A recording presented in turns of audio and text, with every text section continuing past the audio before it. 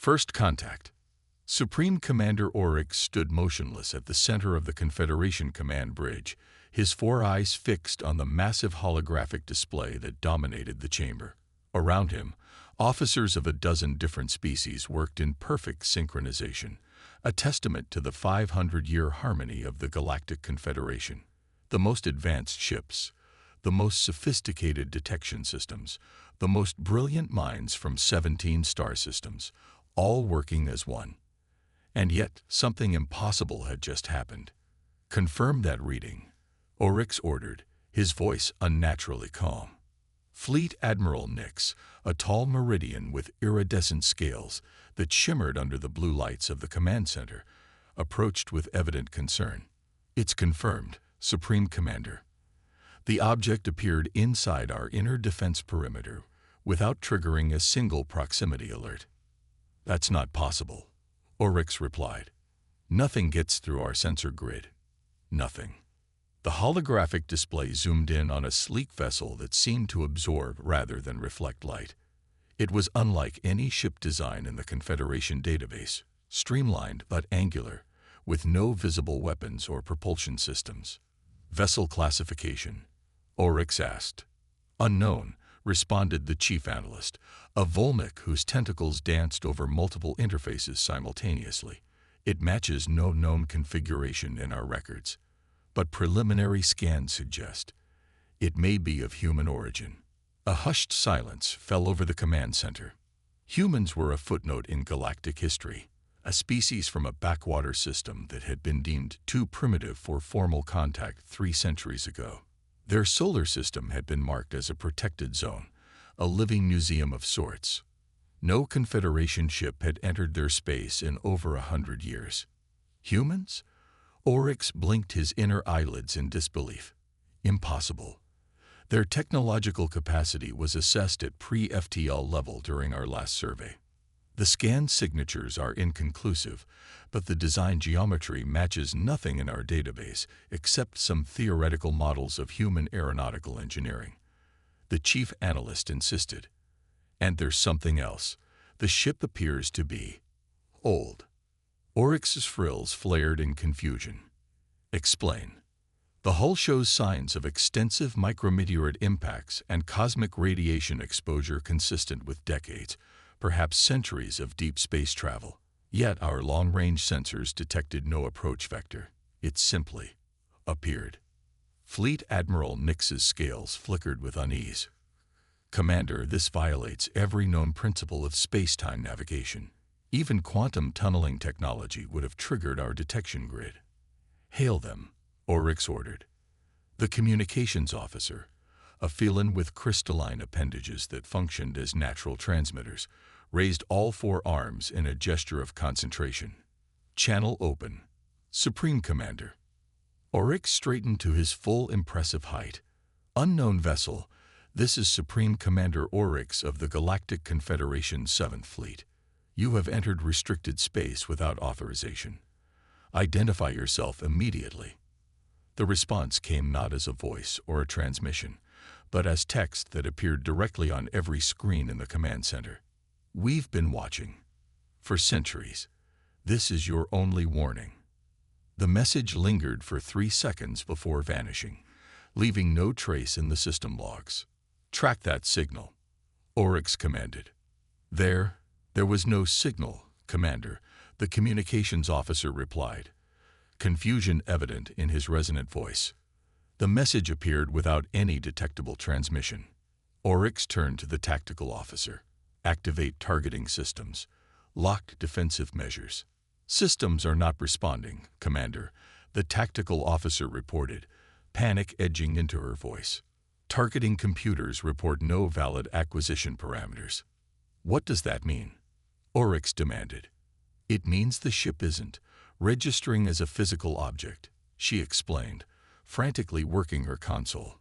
"The targeting systems can't lock onto something they don't recognize as real." Fleet Admiral Nix stepped closer to Oryx, lowering her voice. "Commander, we should notify the High Council.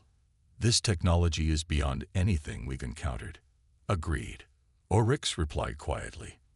"But we must also demonstrate strength. Dispatch the Guardian Wing. Have them form a perimeter around the intruder. 6 sleek Confederation interceptors detached from the main fleet, their engines flaring as they executed a perfect formation approach toward the mysterious vessel. Each Guardian Wing craft represented the pinnacle of Confederation engineering, faster, more maneuverable, and more heavily armed than any other vessels in known space. As the interceptors closed in, the strange ship remained motionless. No defensive shields activated, no weapons systems charged. Guardian Wing is in position, Commander, reported the flight control officer. Have them execute Containment Protocol Zeta-7, Oryx ordered. The 6 interceptors began to circle the unidentified vessel, generating a containment field designed to disable any propulsion or weapon systems. It was a tactic that had subdued even the most technologically advanced adversaries the Confederation had ever faced. The human vessel didn't react. It simply hung there, absorbing the light around it. Then, without warning, it moved. Not with the conventional thrust of engines or the space-warping signature of FTL drives, but with an impossible instantaneous acceleration that defied the laws of physics. One moment it was contained within the Guardian Wing formation. The next it was directly alongside the Confederation flagship. Proximity alarms screamed across the command bridge. Evasive maneuvers, Oryx shouted. But before the helmsman could respond, all systems on the bridge flickered and died. Emergency lighting activated, bathing the command center in a red glow. "We've lost power to all major systems," reported the chief engineer through the emergency channel. "Something is draining our energy matrix."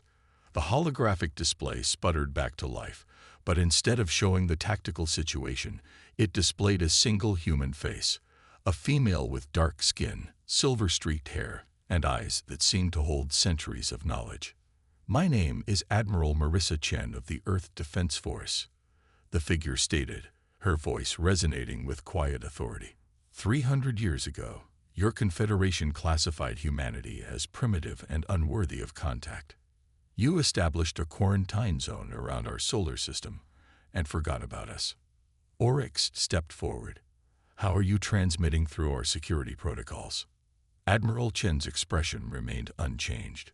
"We've had centuries to study your technology, Commander Oryx. While you watched us through your telescopes, convinced of your superiority, we watched you through methods you still cannot comprehend. The quarantine was for your protection," Oryx began, but Chen cut him off with a slight shake of her head. "No, it was for your convenience. You saw a species that didn't fit your understanding of how intelligence should develop, so you dismissed us. But isolation breeds innovation, Commander, and humanity has always thrived when underestimated." Fleet Admiral Nix stepped forward. "If you have achieved this level of technology, why reveal yourselves now? Why not approach through diplomatic channels?" A flicker of something, perhaps amusement, crossed Chen's face. "Because we needed to be certain of your response. The Confederation claims to be peaceful, but your first instinct was to target weapons on an unknown visitor. Your Guardian Wing was authorized to destroy us if we resisted containment." Oryx couldn't hide his surprise. That authorization had been given through encrypted channels. "We're not here to start a war," Chen continued. "We're here because we've detected something your sensors haven't, a threat approaching from beyond the galactic rim. Something that has destroyed civilizations far more advanced than either of ours." The holographic display shifted, showing what appeared to be a massive void moving through space, not a black hole or any known astronomical phenomenon, but a perfect absence of everything, consuming stars and planets in its path. "We call it the Void Tide," Chen explained. "It will reach Confederation space within 5 years, Earth in 7. We've been preparing for decades, but we cannot stop it alone." Oryx studied the data, his scientific mind racing to comprehend the implications. "If this is true, why would you help us? We abandoned you." "Because that's what humans do, Commander Oryx," Chen replied with the first hint of emotion in her voice. "We adapt, we survive, and when necessary, we forgive. But make no mistake, This alliance will be one of equals. The age of Confederation superiority ended the moment our ship appeared in your defense perimeter. The lights on the command bridge suddenly returned to full power. All systems came back online simultaneously. As a gesture of good faith, we've uploaded comprehensive data on the Void Tide to your scientific databases, Chen continued. We've also restored your systems with certain improvements. Your engineers will find your power efficiency has increased by roughly 30%. Oryx's frills fluttered in disbelief. Such an engineering breakthrough would normally take decades of research. Our vessel will remain in position for 24 of your standard hours, Chen stated. That should give your High Council time to review our data and make a decision. If you choose to face this threat alone, we will respect that choice and depart. If you choose alliance, signal us on a frequency I've just transmitted to your personal command interface. Oryx turned to find every officer on the bridge staring at him. Their expressions a mixture of fear, awe, and confusion. For 5 centuries, the Confederation had believed itself to be the pinnacle of galactic civilization, the most technologically advanced and culturally sophisticated alliance in known space.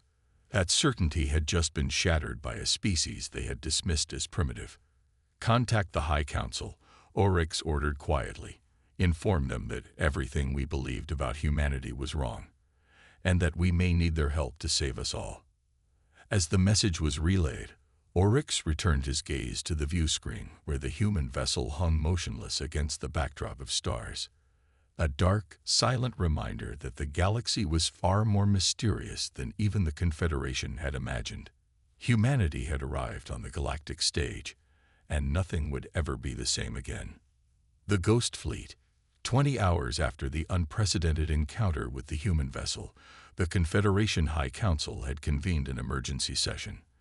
The Grand Council chamber on Meridius Prime, a marvel of engineering suspended 3 kilometers above the planet's surface, hummed with tension as representatives from 17 star systems argued over the appropriate response to humanity's sudden appearance.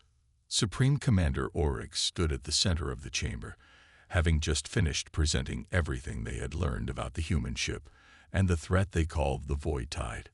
High Counselor Zethra, the venerable Archivian, whose species was among the founding members of the Confederation, leaned forward on her gravity throne. Her translucent, age-modeled skin revealed the complex neural pathways pulsing beneath as she processed the information.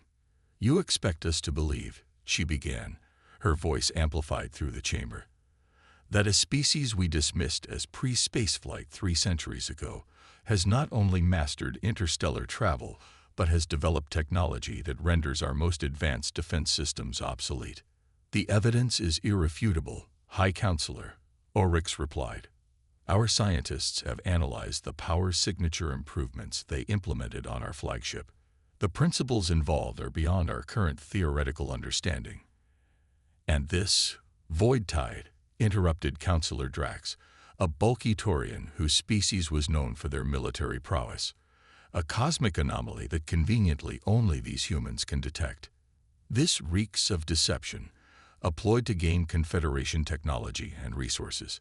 Fleet Admiral Nyx stepped forward, her scales shifting to a deep blue that signaled absolute conviction in her culture. "With respect, Counselor, our own deep space observatories have confirmed anomalous readings at the coordinates they provided. Something is indeed approaching from beyond the galactic rim, though we cannot yet determine its exact nature." The council chamber erupted in overlapping voices as representatives debated the implications. Oryx exchanged a glance with Nyx. They had anticipated skepticism, but the level of denial among the counselors was concerning. High Elder Loom of the Quantum Collective raised a crystalline appendage, immediately silencing the chamber through the natural authority his ancient species commanded. "We are overlooking the most critical question," he stated, his voice resonating like struck crystal. "Not what the humans want, not whether this threat is real, but how they achieved this level of technological advancement while under our observation." A hush fell over the assembly. "Our monitoring stations have maintained constant surveillance of Earth and its solar system," Loom continued. No unusual energy signatures. No apparent leap in their visible infrastructure. No detection of faster-than-light travel. And yet here they are.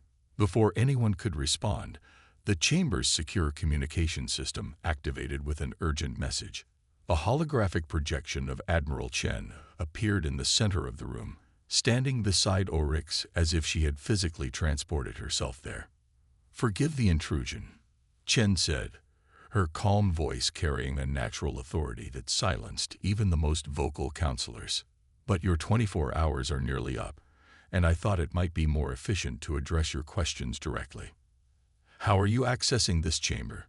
demanded Counselor Drax, half rising from his seat. "This is a secure facility." Chen's expression remained impassive. "Nothing is truly secure, Counselor. That's the first lesson humanity learned when we began to explore beyond the limitations you imposed on us." High Counselor Zethra recovered quickly from her surprise. "Admiral Chen, your presence here, even as a projection, violates numerous Confederation protocols." "Protocols established without our input or consent," Chen replied. "But I'm not here to debate politics. I'm here to save lives, yours and ours." She gestured with one hand, and the chamber's central display transformed into a three-dimensional map of the galaxy. A dark wave was visible at the outermost edge, slowly creeping inward. "The void tide is real," Chen stated. "It has already consumed 3 civilizations in neighboring galaxies. Civilizations we've been in contact with for over a century, while you believed us confined to our own solar system." This revelation sent shockwaves through the Council. Oryx himself felt his frills flutter in disbelief. "That's impossible," Counselor Drax sputtered. "No signals have ever been detected from other galaxies." Chen smiled for the first time. A small, knowing expression. "Because you've been listening in the wrong way, Counselor. Conventional electromagnetic transmissions are too slow, too easily disrupted for intergalactic communication. We developed alternatives." "What alternatives?" asked High Elder Loom, his scientific curiosity evidently piqued. "Quantum entanglement on a scale your scientists theorized, but never implemented," Chen explained. "And other methods that would take too long to explain in the time we have left." She waved her hand again, and the galactic map zoomed out further, showing the positions of Confederation worlds in relation to the approaching void tide. "Your outer colonies will be the first affected," she continued. "The mining outpost on Helios Idex will be reached in approximately 4 years, 7 months. After that, the tide accelerates as it feeds on the energy of consumed systems." Supreme Commander Oryx studied the projection with growing alarm. If the data was accurate, over 3 billion Confederation citizens would be in the direct path before the tide even reached major populated systems. "How do we know this isn't an elaborate deception?" Counselor Drax persisted. "A psychological operation to destabilize the Confederation." Chen turned to face him directly. "A fair question, Counselor, which is why I'm prepared to offer proof beyond data you might question." She made a subtle gesture with her hand, and alarm suddenly blared throughout the chamber. The security display activated automatically, showing a real-time view of the space around Meridius Prime. Where there had been only the standard Confederation defense fleet moments before, dozens of ships had appeared, ships with the same dark, angular design as Chen's vessel. "By the Founders," whispered High Counselor Zethra. "How many are there?" 57 vessels currently in this system alone," Chen replied calmly, "with 322 more positioned near critical Confederation infrastructure throughout your territory." The Council erupted into chaos. Security officers rushed stations, emergency protocols were initiated, and several counselors demanded immediate military response. "Silence," bellowed High Elder Loom, his crystalline form vibrating at a frequency that physically commanded attention. When order was restored, he fixed his faceted gaze on Admiral Chen. "You realize this will be perceived as an act of war." "If we wanted war," Chen replied evenly, "you wouldn't be alive to discuss it. These ships have been in position for years, undetected by your sensors. They could have struck at any time. But they didn't, because destruction has never been our goal. She paused, allowing the implication of her words to sink in. What you're seeing is only a fraction of the Earth Defense Force, what we call the Ghost Fleet, vessels designed specifically to operate beyond conventional detection parameters. They're our first line of defense against the Void Tide. And now, potentially yours as well. Supreme Commander Oryx stepped forward. Admiral, exposing your fleet this way strips you of tactical advantage. Why reveal yourselves now?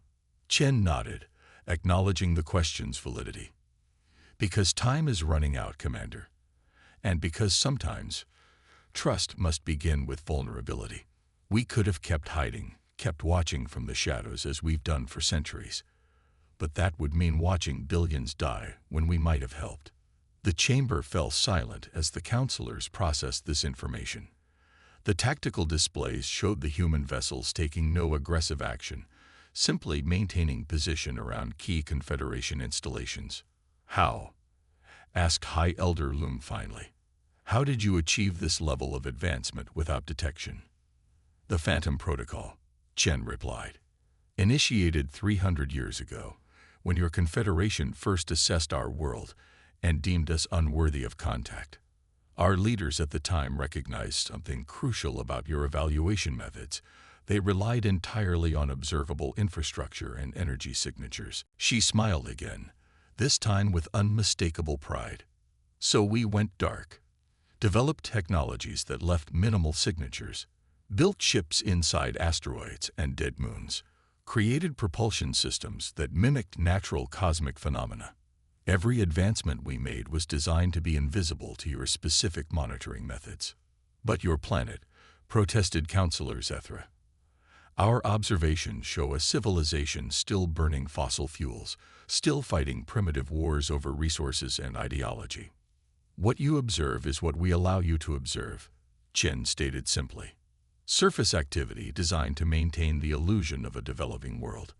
Meanwhile, our true civilization expanded throughout our solar system and beyond, always in ways your sensors wouldn't recognize as artificial.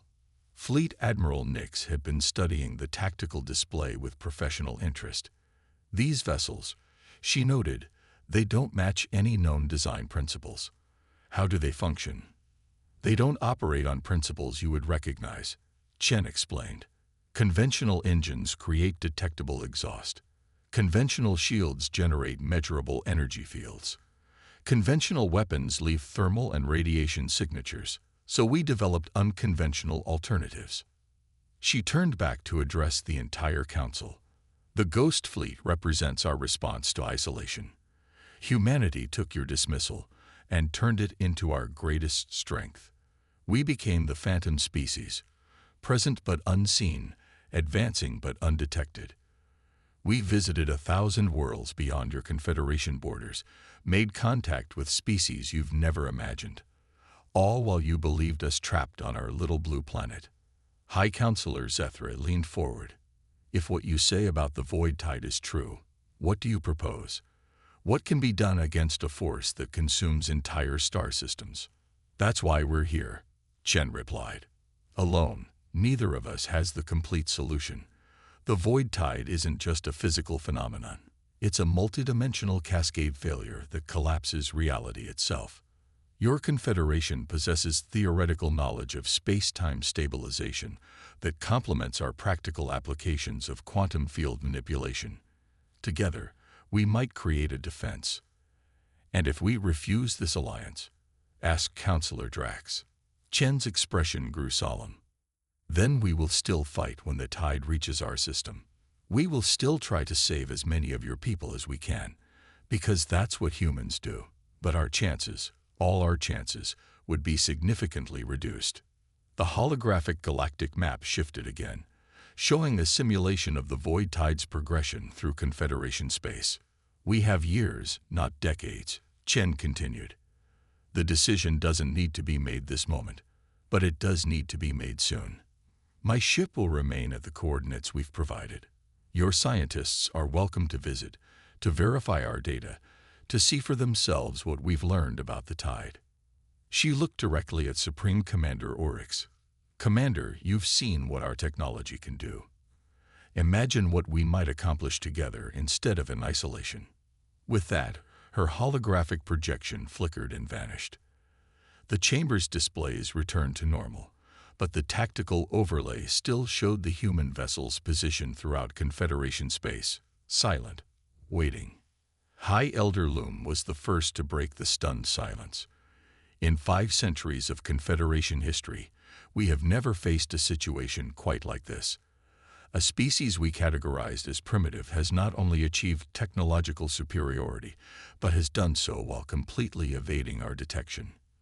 "It could still be an elaborate deception," insisted Counselor Drax, though with less conviction than before. "To what end?" countered Fleet Admiral Nix. "They've demonstrated they could strike at any time. Why concoct a false threat?" Supreme Commander Oryx stepped forward again. "Honorable counselors, whether the void tide is real or not, one thing is undeniable.